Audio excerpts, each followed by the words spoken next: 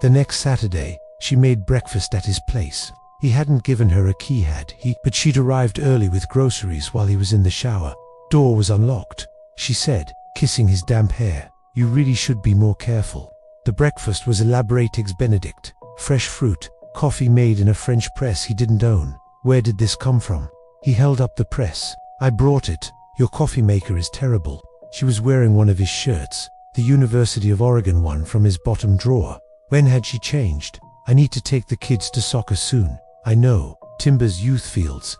Noah's got that tournament, right? He'd mentioned the tournament, but not the location. Maybe it was on the team website. Parents found that stuff all the time. Can I come? She asked, then quickly added, not to meet them officially. I could just watch from the car. I'd love to see Noah play. Not yet. Something crossed her face, disappointment, anger. It passed too quickly to read. Of course, your timeline, your rules. She smiled, but it didn't reach her eyes. I'll just stay here, clean up breakfast. You don't have to. I want to. Let me take care of you a little, Daniel. You're so used to doing everything alone. At the fields, Rebecca pulled him aside during warm-ups. Is everything okay? She asked. You look tired. I'm fine. The kids said, you have a girlfriend. We're dating someone. Yes. Good. That's good. You deserve to be happy. She paused. Mrs. Whitmore said she saw someone at the house. During the day when we were all gone, looking in windows, Mrs. Whitmore thinks the mailman is casing the neighborhood. True. Rebecca laughed, and for a moment it was like before, when they were partners against the world's small absurdities. Just be happy, Daniel. But be careful too. Driving home, Noah chattering about his saves, Emma reading in the back seat.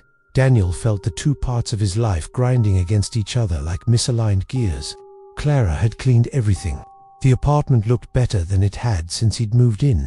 She'd also rearranged some things, spices alphabetized, books shelved by height, photos of the kids moved to more prominent positions. Hope you don't mind, she said.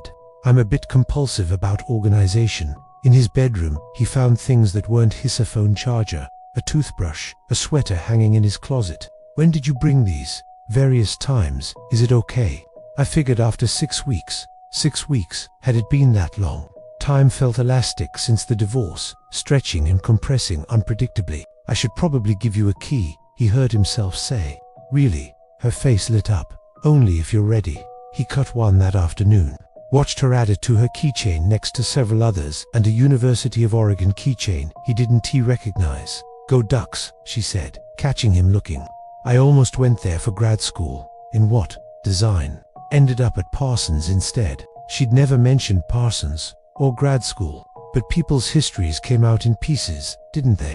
Rebecca had been married 3 years before mentioning she'd been engaged before. The Sunday email from Emma's teacher was marked urgent. Mr. Daniel, a woman identifying herself as a family friend, contacted me about Emma's constellation project. She knew extensive details about your family situation and asked about Emma's emotional adjustment. While she seemed well-intentioned, I wanted to verify this was authorized.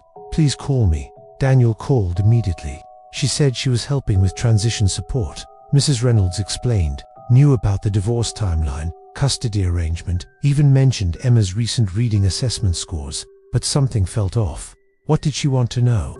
How Emma was processing the divorce, whether she'd shown behavioral changes, who her friends were, very specific questions for a family friend. We didn't authorize anyone. I thought as much. I didn't share anything, but you might want to check with the office. She may have contacted others. Daniel hung up, his stomach churning. Clara was at her apartment tour, the apartment, wherever it actually was. He called her.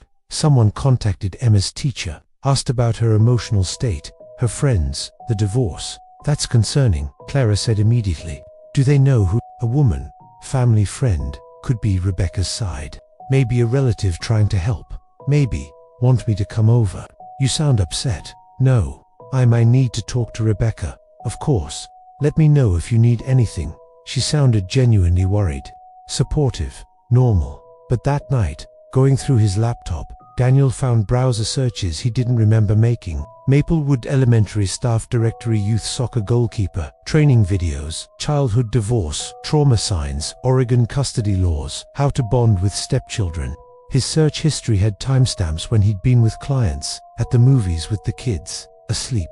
Someone had been using his computer, someone with a key, someone who was always cold, who knew things she shouldn't know, who appeared 3 weeks after his world collapsed. His phone buzzed.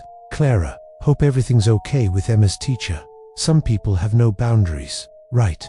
Then another, your kids are lucky to have you protecting them. And finally, sweet dreams. Daniel, I love you. He hadn't said it back yet. The words felt like a door that, once opened, couldn't be closed again.